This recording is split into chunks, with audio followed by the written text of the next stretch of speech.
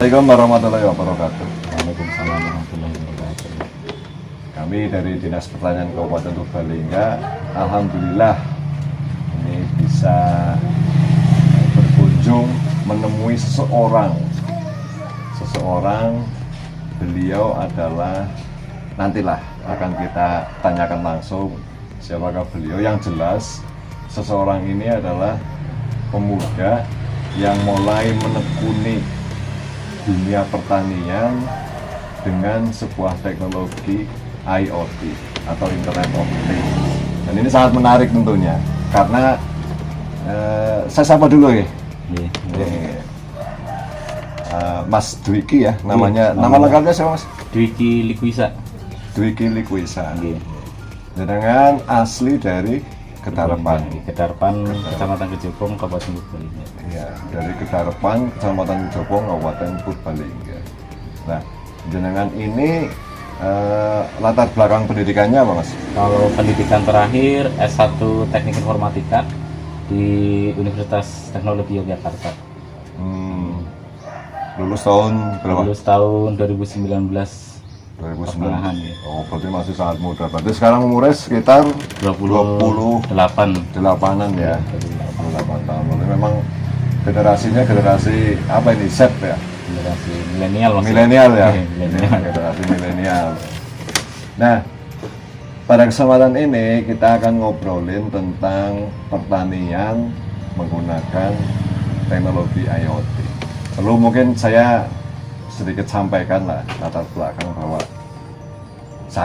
kami dari Dinas Pertanian itu mempunyai sebuah, bisa dikatakan, permasalahan yang sangat berat karena ini di semua tingkatan itu semua mengalami, baik dari provinsi, kabupaten, provinsi maupun sampai dengan pusat, yaitu permasalahan tentang regenerasi petani.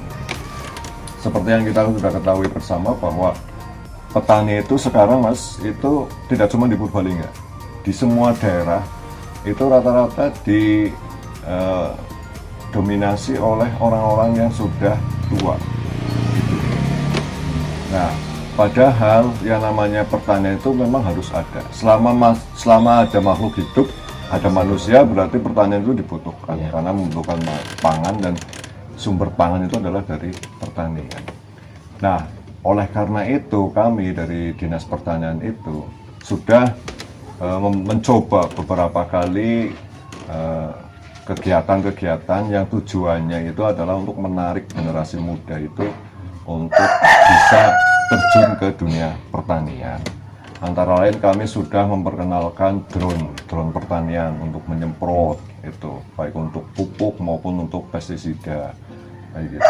Kemudian kami juga memperkenalkan berbagai macam alat mesin pertanian, karena kami sadar betul bahwa bagaimana cara menarik minat para pemuda itu agar mau terjun ke pertanian itu adalah dengan mengubah image bahwa kalau dulu itu pertanian itu lekat dengan image kotor, kemudian panasan ya, kulitnya sampai ireng-ireng kayak gitu ya. Nah, kemudian keuntungannya ya benar, hasilnya itu pas-pasan kayak gitu lah. Nah, generasi muda tentunya kepengen dia bertani tetapi tidak panasan kayak gitu, kemudian tidak belusukan di lumpur, tidak kotor lah kayak gitu, dan hasilnya tinggi, maksudnya keuntungannya itu menjanjikan, hasilnya itu menjanjikan. Nah itu, oleh karena itu langkah ke arah sana itu kami mencoba untuk memperkenalkan teknologi tadi ya. Ada drone pertanian, ada alat mesin pertanian, kemudian ada Internet of Things sebenarnya. Nah, tapi kembali lagi karena keterbatasan ya, jadi kami itu memang tidak bisa menyelenggarakan secara kontinu terus menerus kayak gitu. Nah, sehingga begitu kami dengan jenengan sudah mempraktekkan IoT itu, kami itu langsung, nah ini ternyata di Kejopong itu malah sudah ada. Dulu kami mendatangkan pelatihnya itu dari luar kota, dari Pemalang, dan itu orang Jakarta. Oh ternyata Purbalingga udah punya, jadi kebenaran sekali. Makanya kami datang ke sini, kita mau ini Mas, mau apa, ngobrol-ngobrol lah. Harapannya itu jenengan bisa memberikan wawasan kepada para generasi muda tentang pertanian, bahwa pertanian itu sebenarnya menarik dan apa,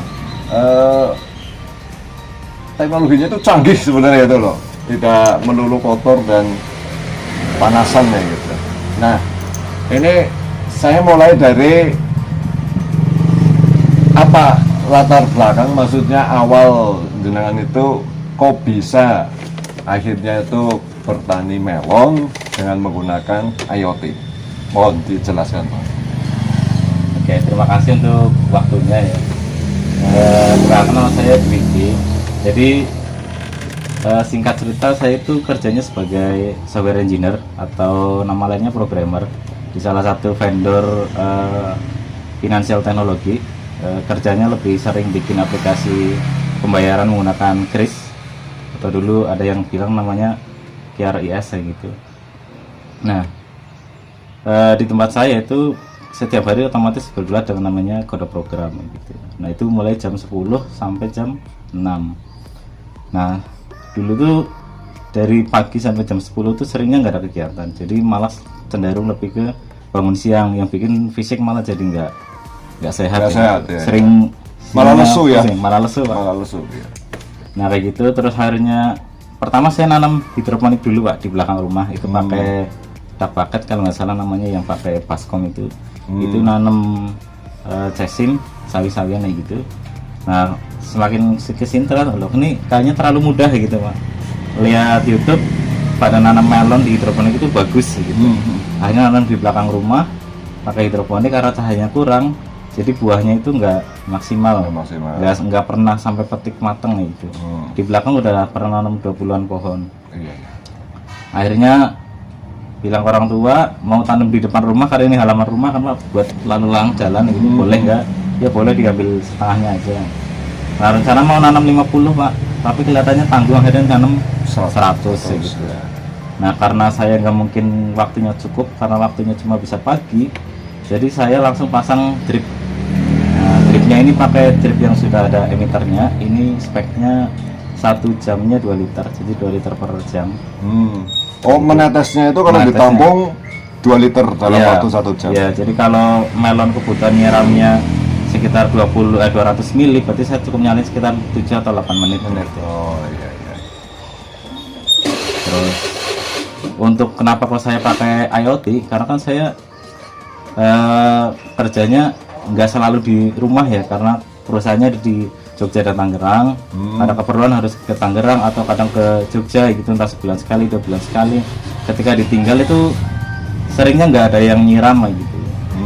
Terus saya cari alat, beli yang sudah jadi itu, beberapa fitur ada yang kurang, kemudian harganya tuh terlalu mahal gitu Pak. Jadi saya pernah cari alat yang fiturnya lumayan lengkap, timernya ada, bisa set 3 waktu, itu harganya sekitar 400-500 ribu. untuk Timernya aja apa? itu. Untuk dripnya aja, buat ngalirin air dari tandon ke polybag gitu. Ya. Nah karena saya udah biasa bikin alat, karena saya backgroundnya tadi teknik informatika, kemudian kegiatannya dulu di luar kampus ada robotik. Oh robotik juga ya? Robotik juga. Pernah beberapa kali lomba juga tingkat nasional, jadi udah cukup familiar sama coding ya, arus lemah itu Arduino atau ESP atau Raspberry gitu. Kemudian saya cari namanya solenoid buat keran itu buka tutup, cuma saya pasangin relay sama ESP8266. Saya coding paling berapa, 40 menit buat bikin coding, terus saya rangkai. Hari paginya saya pasang, terus saya coba, itu jalan. Jadi sampai sekarang berarti alatnya udah sekitar 5 bulan itu nyala terus.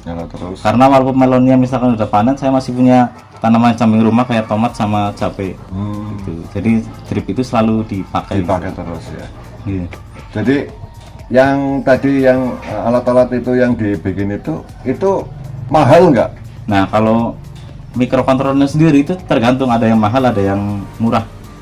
Kalau yang mahal itu kan kayak Raspberry itu Pak, Iya. itu ada yang 300.000, ada yang sampai 4,5 juta gitu. Oh, 4,5 juta. Tapi Iya. itu kan bisa dipakai lama ya. Lama. Nah kemudian Iya. kebetulan saya itu pilih yang paling murah. Malah paling ini murah. alatnya alat sisa waktu saya bikin skripsi tahun 2019 Pak. Oh. Alat sisa saya rangkai, saya cuma beli solenoid buat buka tutup kerannya. Gitu. Itu kalau ESP826 itu sekitaran 40-an sampai 50.000. Untuk solenoidnya sekitar 50.000. Terus sensor-sensornya juga. Kalau sensor-sensor tergantung kualitasnya, tapi kalau yang cari yang paling murah itu nggak nyampe 20.000 untuk tiap sensor. Jadi Nggak nyampe 20.000. ya, jadi untuk bikin timer kemarin saya habis sekitar 150.000 itu udah bisa bikin IoT buat kontrol keran buat ngedrip melon di depan rumah ini Pak. 100.000. Sekitar 150.000. 150.000 ya. Bikin itunya yang kontrol buat Iya. kontrolnya ya. Itu Nah ya. terus kadang ada pertanyaan, kan walaupun udah dikontrol itu kadang lupa ya Pak jam kerja. Misalnya saya kerja jam sampai maghrib kan sampai jam 6, ternyata Iya. jam 4 butuh nyiram. Iya. Kadang kan lagi meeting atau lagi ramai gitu. Iya. Saya udah bikin fitur juga namanya automation. Jadi nanti kita bisa set otomatis nyala jam berapa dan mati jam berapa gitu. Oh. Nah setiap nyala dan mati itu nanti akan ada notif masuk ke Telegram atau ke WhatsApp, tergantung nanti kita programnya gimana. Iya. Laporan berarti ya, Iya, dari alatnya laporannya. laporan ke Mas Iya. Dwiki ya. Bahkan kalau mati lampu pun saya tahu kalau di rumah ini lagi mati listrik kayak gitu, karena dari alatnya mengindikasikan kalau dia sekarang posisinya offline. Kalau ketika nanti lampunya nyala lagi atau listrik nyala lagi, nanti alatnya akan ngasih tahu ke saya bahwa saya itu online nih gitu, siap dipakai gitu. Oh gitu ya, jadi bisa dimanapun jenengan misalkan lagi di luar kota, di Jogja atau di Jakarta, Iya. jenengan tahu kondisi ininya ya. Tahu. Untuk beberapa sensor yang saya pasang ada sensor kelembaban tanah, ada sensor cahaya, terus sensor suhu, sama ada sensor hujan. Jadi kalau hujan ya walaupun saya perintah untuk nyalakan drip nggak akan nyala Ya, gitu. karena sudah ada air Iya, hujan ya. ada air hujannya. Iya. Ya kan kalau mendengarkan penjelasan jenengan, memang yang namanya IoT itu presisi, betul-betul presisi Iya. farming itu. Jadi memang apa yang dibutuhkan oleh tanaman itu otomatis terpenuhi loh nantinya Iya. itu loh. Ya kalau mungkin mau lebih ekstrim lagi ya bisa beli sensor pupuk kayak sensor NPK itu kan ada. Ya, sensor unsur hara lah ya. Unsur hara. Iya, iya. Nah kebetulan kalau ini bukan di halaman rumah, mungkin saya udah pasang untuk spray pupuk daun atau spray obatnya Pak. Oh Nah, iya. karena di halaman rumah ada jempuran tetangga itu Nanti rasanya berarti tinggal sensornya yang ke daun itu ya. iya, jadi nanti tinggal bisa pasang kamera, lihat kondisinya angin atau lagi hujan atau enggak, baru dari cahaya kan kelihatan oh cahayanya lagi intensitasnya tinggi, enggak hujan, berarti itu bisa disemprot kayak gitu. Iya, dari jarak jauh ya. Iya, kalau misalkan butuh kan kalau nyemprot nggak boleh ada angin, kita pasang sensor angin, bisa tinggal beli sensor angin, cek anginnya kecepatannya berapa gitu. Intinya berarti IoT itu memang bisa ya untuk pertanian ya. Iya, kalau saya rasakan sih kalau untuk menggantikan mungkin belum, tapi lebih cenderung ke mempermudah. Mempermudah, Iya. membantu lah ya. Iya, jadi Membantu. umpamanya saya sehari harus butuh waktu 4 jam untuk merawat, mungkin saya cuma butuh waktu sekitar 1 jam atau 2 jam kayak gitu. Iya, karena sudah otomatisasi Iya, itu ya. karena otomatisnya itu. Nah, ini jenengan kan sudah memulai dan sudah melakukan ya, sudah sekian lama lah. Terus sebenarnya apa yang ke depan pengen di itu Pak, di apa Mas dicapai itu? Ya harapannya karena awalnya tadi ini cuma buat mengisi waktu luang, harapannya masa sih kayak gini nggak bisa jadi usaha gitu. Iya. Kalau jenengan pernah hitung efisiensi biayanya nggak?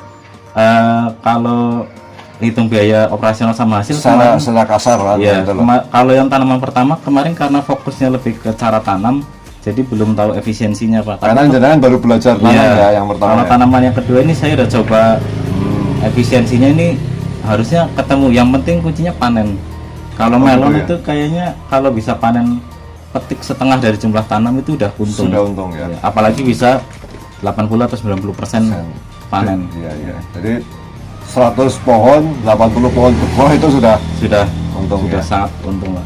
Ini contoh melonnya kayak gini. Oh ini ya, ini gede-gede Untuk ini. ukurannya juga relatif seimbang ya. Seimbang Nggak ya, ada yang- seragam ya. Seragam ya. Ini 2 kiloan mungkin ya. Iya, itu netnya juga oke sih Pak, kalau menurut saya, maksudnya rapat. Kadang kan ada melon yang sini nggak keluar.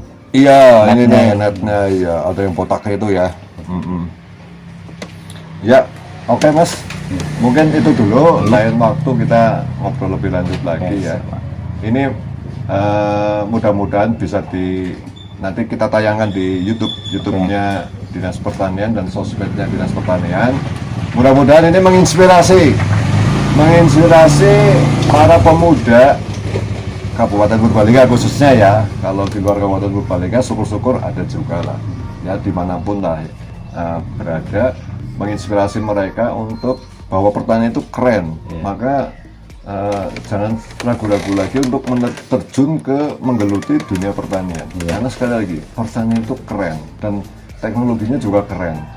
Dan kalau bagi para pemuda Purbalingga ini khususnya ini, kalau mau belajar Internet of Things untuk pertanian, bisa silakan hubungi langsung Mas Dwiki.